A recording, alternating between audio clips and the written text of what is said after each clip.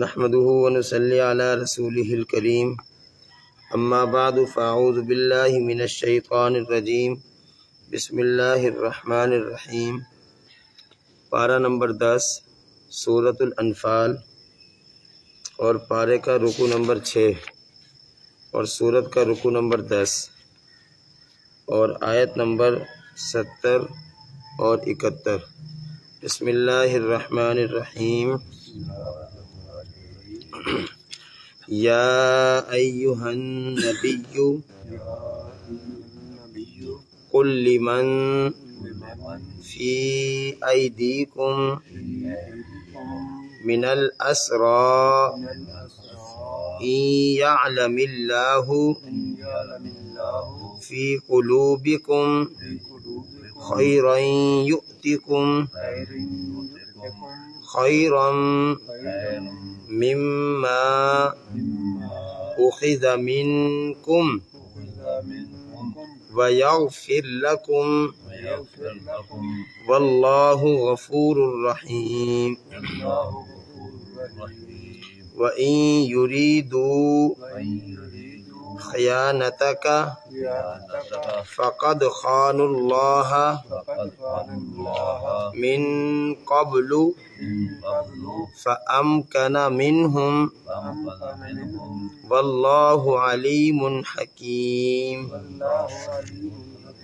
صدق اللہ العظیم۔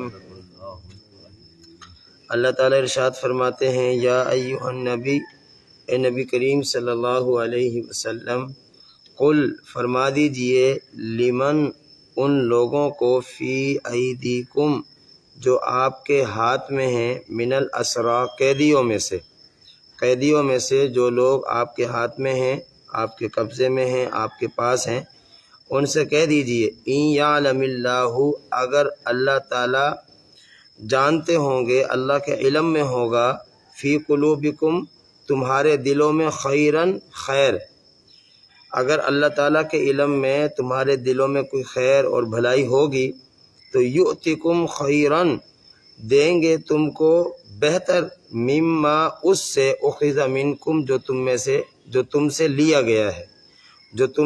گیا ہے اس سے بہتر تم کو عطا فرمائیں گے۔ شرط کیا ہے؟ کہ اگر تمہارے دلوں میں بھلائی ہو اور خیر ہو۔ فرمایا کہ وَيَغْفِرْ لَكُمْ اور تمہاری مغفرت بھی فرما دیں گے، کیونکہ واللہ غفور الرحیم، اللہ تعالیٰ مہربان ہیں اور معاف کرنے والے ہیں۔ وَإِن يُرِيدُوا اور اس کا دوسرا پہلو، فرمایا کہ اگر تم ارادہ کرو، تمہاری نیت خیانتک، نبی علیہ السلام کے ساتھ خیانت کرنے کی ہو، تو فقد خان اللہ، پس تحقیق خیانت کی ہے ان لوگوں نے اللہ پاک کے ساتھ، من قبل اس سے پہلے، یعنی نبی علیہ السلام کے ساتھ اگر تم خیانت کرو تو تم نے تو اللہ کے ساتھ بھی خیانت کی ہے۔ فرمایا کہ فَأَمْكَنَ مِنْهُمْ تو پھر ان کو اللہ پاک نے آپ کے قابو میں دے دیا ہے۔ واللہ علیم حکیم اور اللہ رب العالمین جاننے والے ہیں اور حکمتوں والے ہیں۔ کل یہ بات میں نے عرض کی تھی کہ غزوہ بدر میں دو اہم معاملات پیش آئے جو اس سے پہلے نہیں آئے تھے، چونکہ غزوہ بدر اسلامی تاریخ کا پہلا غزوہ ہے، پہلی جنگ ہے۔ بہت سے ایسے معاملات جن کا اس سے پہلے واسطہ نہیں پڑا تھا مسلمانوں کو، تو غزوہ بدر میں اس کا واسطہ پڑا، تو پھر اس کے حوالے سے اللہ پاک نے احکامات نازل فرمائے۔ ان میں سے پہلی چیز تھی مال غنیمت کی تقسیم، اس کا طریقہ کار، اس کا حکم وغیرہ وغیرہ، کل اس پر میں نے تفصیلاً عرض کی ہے۔ اور دوسری چیز تھی قیدی، جو جنگی قیدی بنیں گے ان کا کیا کیا جائے۔ تو کل میں نے عرض کیا تھا کہ جنگی قیدیوں کے حوالے سے جبریل امین نبی علیہ السلام کی خدمت میں حاضر ہوئے اور دو چیزوں کا اختیار دیا۔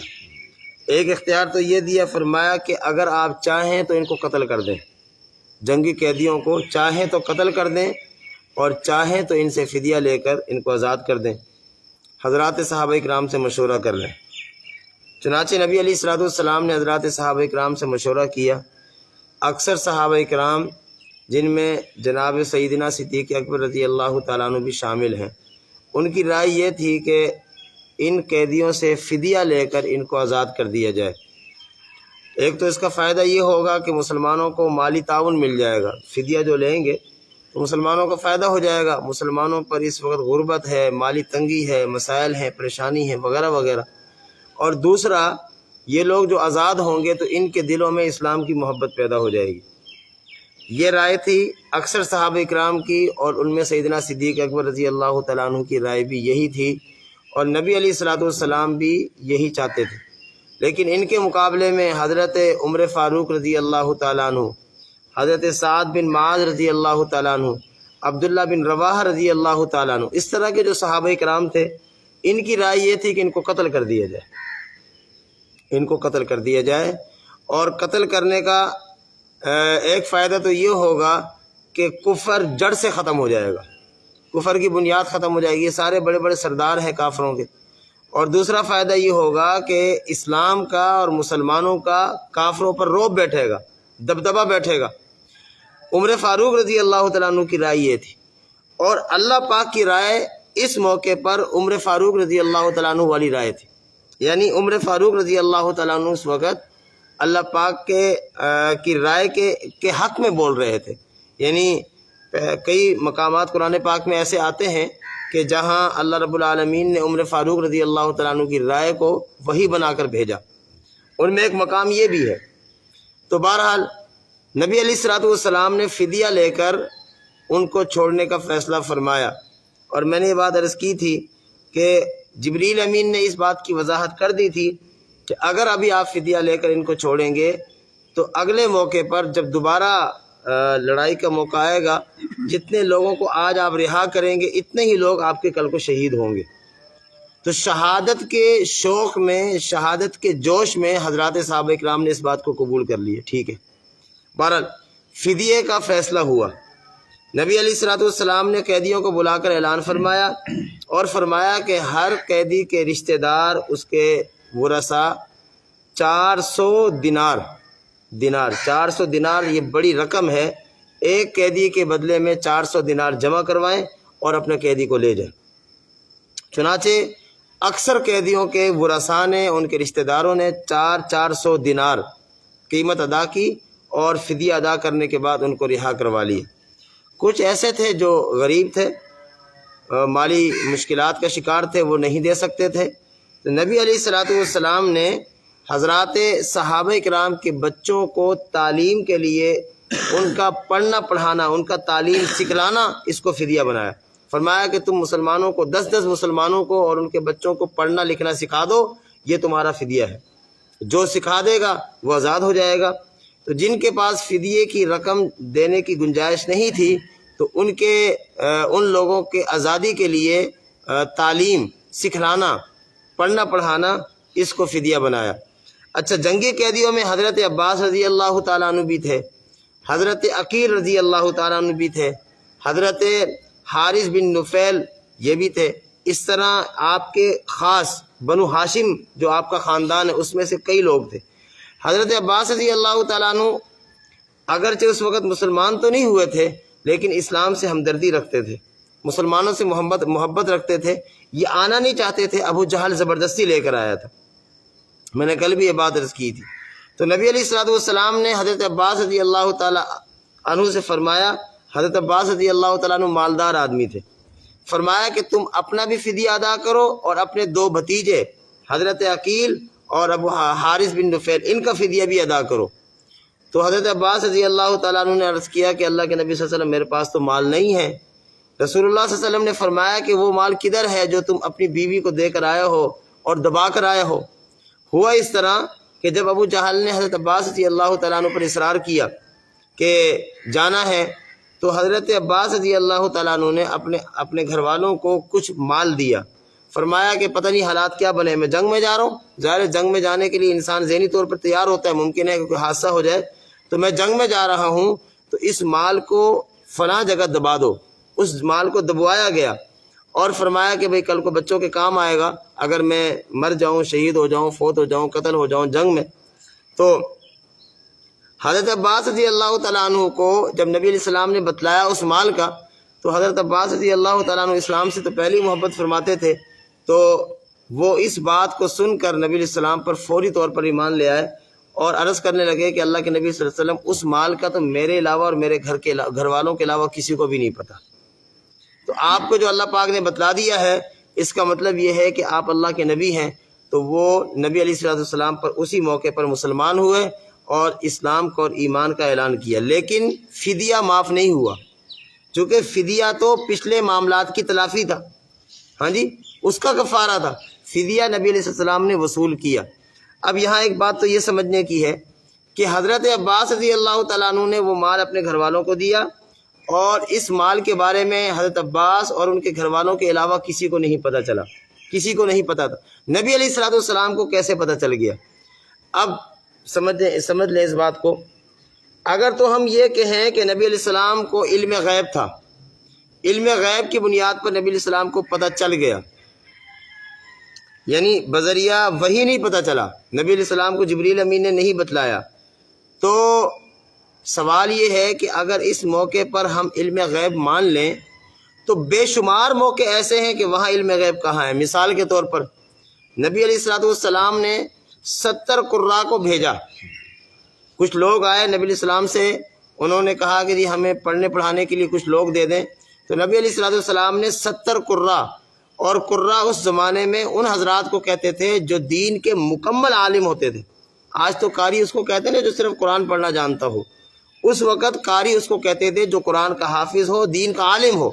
نبی علیہ السلام نے 70 قراء ان کو دیے، اور انہوں نے ان 70 قراء کو آگے لے جا کر دھوکہ اور فراڈ اور ان کے ساتھ جو ہے نا بےایمانی کرتے ہوئے ان کو شہید کر دیا، 70 قراء کو شہید کیا۔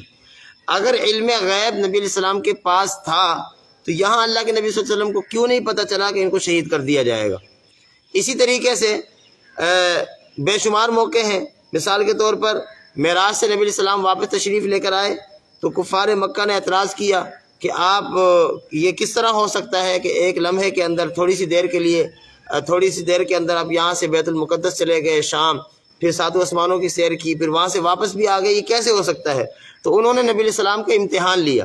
بخاری شریف کے اندر اس بات کی صراحت موجود ہے، وضاحت موجود ہے کہ انہوں نے نبی علیہ السلام سے پوچھا، اچھا چلیں آپ بتائیں کہ بیت المقدس جو مسجد ہے اس کے پلر کتنے ہیں، ستون کتنے ہیں، دروازے کتنے ہیں، کھڑکی کتنی ہے؟ تو حدیث پاک میں اس کی صراحت موجود ہے کہ اللہ پاک نے نبی علیہ السلام کے سامنے بیت المقدس کو کر دیا۔ نبی علیہ السلام گنتے جاتے اور بتلاتے جاتے۔ یہ سامنے پیش کرنا یہ اس بات کی دلیل نہیں کہ آپ کو اس کا علم نہیں تھا، آپ کے سامنے مسجد کو کیا گیا، پیغمبر وہاں سے گنتے اور بتلاتے جاتے۔ اگر علم غیب ہوتا تو پھر یہ سامنے پیش کرنے کی کیا ضرورت تھی؟ بے شمار اس طرح کے موقعوں پر نبی علیہ السلام، آپ سب جانتے ہیں کہ ایک غزوے کے موقع پر، غزوہ خیبر کے موقع پر نبی علیہ السلام کو ایک یہودی عورت نے ایک بکری، بھنی ہوئی بکری پیش کی گئی، اس میں زہر تھا، آپ سب نے سنا ہوا ہے۔ نبی علیہ السلام نے اس زہر آلود گوشت کو تناول فرمایا، سمجھ آ گئی ہے؟ تناول فرمایا۔ اگر علم غیب تھا تو پتہ کیوں نہیں چلا؟ کھانے کے بعد پتہ چلا، وہ کھا چکے۔ اور پھر جس وقت نبی علیہ السلام کا وصال ہو رہا ہے، آپ صلی اللہ علیہ وسلم اس دنیا سے پردہ فرما رہے ہیں، امی جان امی عائشہ صدیقہ رضی اللہ تعالیٰ عنہ کی حدیث پاک ہے، فرما رہے ہیں کہ عائشہ مجھے اس زہر کے کھانے کی تکلیف محسوس ہو رہی ہے۔ سمجھ آ گئی ہے؟ علم غیب کی میں بات کر رہا ہوں، اس لیے یہ علم غیب نہیں بلکہ بذریعہ جبریل امین، جس طرح دیگر موقعوں پر نبی علیہ السلام کو اللہ پاک کی طرف سے بتلایا جاتا، اللہ پاک کی طرف سے اطلاع دی جاتی، جبریل امین آ کر بتلاتے، اس موقع پر بھی نبی علیہ السلام کو جبریل امین نے آ کر بتلایا، اور یہ بذریعہ وہی آپ کو اطلاع دی گئی۔ اور اس میں کوئی شک نہیں ہے کہ نبی علیہ السلام کا مقام، آپ علیہ السلام کا مرتبہ ساری دنیا کے انسان مل جائیں، ساری دنیا کے انبیاء مل جائیں، سمجھ آ گئی ہے؟ ساری دنیا کے انسان مل جائیں، ساری دنیا کے انبیاء علیہ السلام مل کر بھی نبی علیہ السلام کے مقام کا مقابلہ نہیں کر سکتے۔ اس کا تصور ہی نہیں ہے۔ یہ نہیں کہا جا سکتا کہ آپ انسانوں کے برابر ہیں، یہ سوال ہی پیدا نہیں ہوتا۔ آپ کا مقابلہ 1,24,000 انبیاء مل کر بھی نہیں کر سکتے، ٹھیک ہے؟ تو بہرحال اللہ پاک نے بذریعہ جبریل امین، بذریعہ وحی نبی علیہ السلام کو یہ بات بتلائی، اور پھر نبی علیہ السلام نے حضرت عباس رضی اللہ تعالیٰ عنہ کو جب یہ بات کہی تو اس سے متاثر ہو کر حضرت عباس رضی اللہ تعالیٰ عنہ مسلمان ہوئے۔ اللہ تعالیٰ فرماتے ہیں، یا ایھا النبی، اے نبی علیہ الصلوۃ والسلام کل فرما دیجئے لمن کہ جو شخص فی ایدیکم آپ کے ہاتھ میں ہے، آپ کے قبضے میں ہے، من الاسرا قیدیوں میں سے، ان یعلم اللہ فی قلوبکم۔ اب حضرت عباس رضی اللہ تعالیٰ عنہ کو جب نبی علیہ السلام نے یہ بات کہی کہ آپ کو فدیہ دینا پڑے گا تو وہ تھوڑا سا نا اس کو بوجھ محسوس کرتے تھے، تو نبی علیہ السلام نے ان کو بتلایا، ان کو فرمایا کہ آج جو تم سے لیا جا رہا ہے پریشان نہ ہو، اس کا بدلہ تمہیں دیا جائے گا اور اس سے بہتر دیا جائے گا، اور صرف یہ نہیں کہ مال دیا جائے گا بلکہ تم جو مشرکین کے ساتھ تعاون کرتے رہے ہو، مشرکین کے ساتھ مل کر اسلام کے خلاف سازشیں کرتے رہے ہو، اللہ تعالیٰ اسلام لانے کی وجہ سے تمہیں معاف بھی فرما دیں گے، تمہارے وہ سارے جرائم کو اللہ تعالیٰ معاف فرما دیں گے۔ چنانچہ پھر بعد میں ہوا کہ ایک موقع پر مال آیا، نبی علیہ السلام نے حضرت عباس رضی اللہ تعالیٰ عنہ کو بلایا، فرمایا اس میں سے لے لو۔ حضرت عباس رضی اللہ تعالیٰ عنہ نے کپڑا پھیلایا، روایات میں آتا ہے کپڑا پھیلا کرنا، اب وہ مال دراہم اور دینار کی شکل میں تھا، اب وہ کپڑا پھیلا کرنا اس میں بھرنے لگے نا، اب اتنا زیادہ بھر لیا کہ اس کو اٹھا نہ پائے، اتنا زیادہ اس میں بھر لیا، کپڑے میں چادر میں جو بھی چیز تھی اس کو اٹھا نہ سکے، تو کسی کو بلایا، کہا کہ اس کو اٹھوا کے میرے سر پہ رکھ دو۔ اللہ کے نبی نے فرمایا بھائی یہ نہیں، جتنا خود اٹھا سکتے ہو نا اتنا اٹھا لو، کسی اور کو بلانے کی اجازت نہیں ہے۔ پھر حضرت عباس رضی اللہ تعالیٰ عنہ نے اس میں سے کچھ کم کیا، پھر جتنا اٹھا سکتے تھے اس کو جمع کر کے اٹھا کر سر پر رکھا اور لے گئے۔ تو یہ کیا ہے؟ یہ یہی ہے کہ خیرا یؤتکم مما اخذ منکم، کہ اللہ اس سے بہتر تمہیں دیں گے جو تم سے آج لے رہے ہیں۔ اور پھر بعد میں بنو عباس، حضرت عباس رضی اللہ تعالیٰ عنہ کی اولاد میں 600 سال تک خلافت رہی، 600 سال تک خلافت رہی۔ یہ اسی کا نتیجہ تھا کہ حضرت عباس رضی اللہ تعالیٰ عنہ مسلمان ہوئے، اور مسلمان ہونے کے بعد پھر ان کا وہ جو فیض ہے، اسلام کا جو اثر ہے، یہ اسلام کی صحبت کا جو نتیجہ ہے، وہ 600 سال تک جو ہے نا ان کی اولاد میں وہ چلتا رہا، باقی رہا۔ تو اللہ پاک فرماتے ہیں ان یاتکم خیرا مما اخذ منکم، کہ آج جو تم سے لیا جا رہا ہے کل کو تمہیں اس کے بدلے میں اس سے بہتر دیا جائے گا، اس سے اعلیٰ دیا جائے گا۔ اور فرمایا وَيَغْفِرْ لَكُمْ، صرف مال ہی نہیں دیا جائے گا بلکہ تمہاری مغفرت بھی کر دی جائے گی، واللہ غفور الرحیم، اور اللہ تعالیٰ معاف کرنے والے بہت مہربان ہے۔ ہاں فرمایا اب اگر تم آج تو اسلام کا اعلان کر رہے ہو اس لیے کہ تمہیں رہائی مل جائے، اور دل میں کچھ اور ہے کہ چلو آج اسلام کا نام لے کے رہا ہو جائیں گے، بعد میں دوبارہ اپنے پرانے مذہب پہ آ جائیں گے، اللہ فرماتے ہیں کہ اگر تم خیانت کرو، نبی علیہ السلام کے ساتھ خیانت کرو، اور تم حقیقت کچھ ہے بیان کچھ کرو، تمہارے دل کے اندر کچھ اور ہے، تو اللہ فرماتے ہیں کہ فقط خان اللہ من قبل، تم اس سے پہلے اللہ کے ساتھ بھی خیانت کر چکے ہو۔ تو جو آدمی اللہ کی ذات کے ساتھ خیانت کر سکتا ہے وہ کسی انسان کے ساتھ کیوں نہیں کرے گا؟ سمجھ آ گئی ہے؟ یہ دوسرا پہلو ہے۔ اب سوال یہ ہے کہ اللہ کے ساتھ خیانت کیسے کی جا سکتی ہے؟ خیانت تو کوئی کسی کے ساتھ تب کرتا ہے بھائی مجھے نہ پتہ چلے، آپ کو نہ پتہ چلے کہ میرے دل میں کیا ہے، تو یہ خیانت ہے۔ مجھے نہ پتہ چلے آپ کے دل میں کیا ہے، یہ خیانت ہے۔ اللہ کو تو سب کچھ پتہ چلتا ہے، تو یہ خیانت کیا؟ اس کا مطلب یہ ہے کہ انسان یہ سمجھ رہا ہوتا ہے کہ میں اللہ کو دھوکہ دے رہا ہوں، کسی کو نہیں پتہ چل رہا، انسان یہ سمجھ رہا ہوتا ہے۔ جس طرح انسان کسی کو دھوکہ دیتا ہے تو یہ سمجھ رہا ہوتا ہے کہ اس کو نہیں پتہ چل رہا، تو جب انسان اللہ پاک کے ساتھ اس طرح کا معاملہ کرتا ہے تو وہ یہ سوچ رہا ہوتا ہے کہ کسی کو نہیں پتہ چلتا، ہے نہیں اس طرح۔ اللہ پاک کو تو ایک ایک چیز کا علم ہوتا ہے۔ یخادعون اللہ والذین آمنوا وما یخدعون الا انفسهم، اللہ پاک نے پہلے پارے میں فرمایا نا یخادعون اللہ، یہ اللہ کو دھوکہ دینا چاہتے ہیں۔ اللہ کو کون دھوکہ دے سکتا ہے؟ یعنی انسان اپنے ذہن کے مطابق، اپنی سوچ کے مطابق وہ یہ سمجھ رہا ہوتا ہے کہ میں اللہ کو دھوکہ دے رہا ہوں۔ تو اللہ پاک نے یہاں حقیقت نہیں بلکہ انسان کی سوچ کو سامنے رکھ کر فرمایا کہ تم نبی علیہ السلام کے ساتھ خیانت کرو گے تو یہ کوئی تم سے بعید نہیں ہے، تم تو پہلے اللہ کے ساتھ بھی خیانت کرتے رہے ہو۔ جو انسان اللہ کے پیدا کرنے والے کے ساتھ، اللہ پاک کی اتنی نعمتوں کے استعمال کرنے والے کے ساتھ خیانت کر سکتا ہے تو وہ نبی علیہ السلام کے ساتھ کس طرح خیانت نہیں کر سکتا؟ فرمایا کہ اگر تم خیانت کرو گے تو یاد رکھو آج تم سارے کے سارے مسلمانوں کے قابو میں آ گئے ہو، آگے 70 تمہارے مارے گئے، 70 تم قیدی ہو۔ اگر تم نے دوبارہ خیانت کی تو دوبارہ تمہیں مسلمانوں کے اس میں قابو میں لایا جائے گا، دوبارہ تمہیں مسلمانوں کے قبضے میں لایا جائے گا۔ اور آج تو اگر تم بچ کے نکل گئے تو ٹھیک، کل کو پھر بچ کے نہیں نکل سکو گے۔ سمجھ آ رہی ہے؟ کہاں مکہ، کہاں بدر، کون لے کر آیا مکہ سے؟ بھائی سمجھ آ رہی ہے؟ مکہ سے لایا کون ہے؟ اللہ۔ اور بدر کے میدان میں لا کر مسلمانوں کے قبضے میں دیا کس نے؟ اللہ نے۔ مسلمانوں کی تلواروں سے 70 کافروں کو مروایا کس نے؟ اللہ نے۔ ان 70 کو قیدی بنایا کس نے؟ اللہ نے۔ اگر آج تم دھوکہ دے کر یہاں سے نکل کر بھاگ کر بچ کر جانے کی کوشش کرو گے تو کوئی بات نہیں، بچ جاؤ گے، لیکن دوبارہ پھر اللہ تعالیٰ تمہیں ان کے قبضے میں لے کر آئے گا اور پھر تمہارے لیے کوئی جو ہے نا بچنے کی کوئی صورت نہیں ہوگی۔ تو فرمایا کہ واللہ علیم، اور اللہ ہر چیز کو جانتے ہیں۔ اللہ تعالیٰ تو جانتے ہیں تمہارے دل میں کیا ہے، تم سوچ کیا رہے ہو، کس ارادے سے اسلام لے کر آ رہے ہو، صرف دھوکہ دے رہے ہو یا واقعتاً دل سے اسلام قبول کر رہے ہو؟ اور صرف جانتا ہی نہیں بلکہ وہ حکیم ہے، اس کے ہر کام کے اندر حکمت ہے۔ اللہ رب العالمین ہمیں سمجھنے کی اور عمل کرنے کی توفیق